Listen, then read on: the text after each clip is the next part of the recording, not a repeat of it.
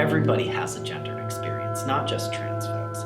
So using transness as a way to figure out how we can shift power dynamics around gender, that I think is a real vital contribution of the work that Susan Stryker does.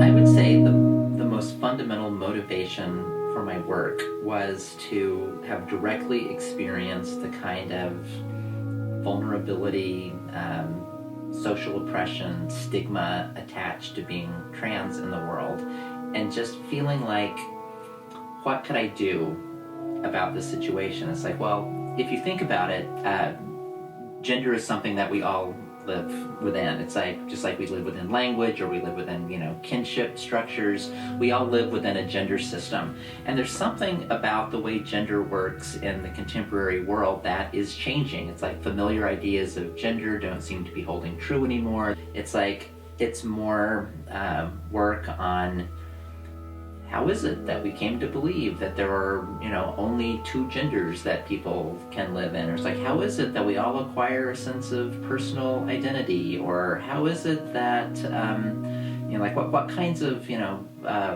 literature and art has been made by people who are gender non-conforming or non-binary or trans? And how does that influence the work that they produce? Or why is it that other people think that if you're trans, it means you're somehow not fully human, or you don't, it's like if you can't say clearly boy or girl, that it's like you're an it, and it is considered less worthy of life than he or she.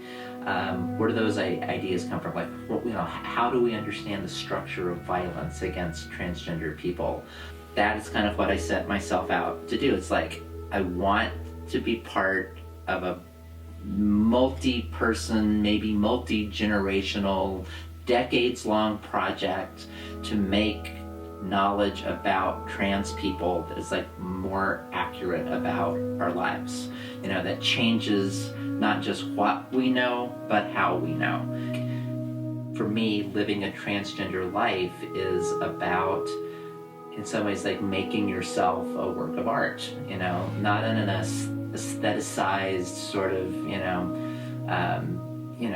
way that, detaches you from the world and idealizes you, but it's like this really fundamental creative relationship to the world. It's about making, it's like being trans is about making. It's like making and worlding, whenever you're walking in public, and that's an artist's life and a philosopher's life and a political person's life, and that's just what is necessary to put one foot in front of the other as a trans person.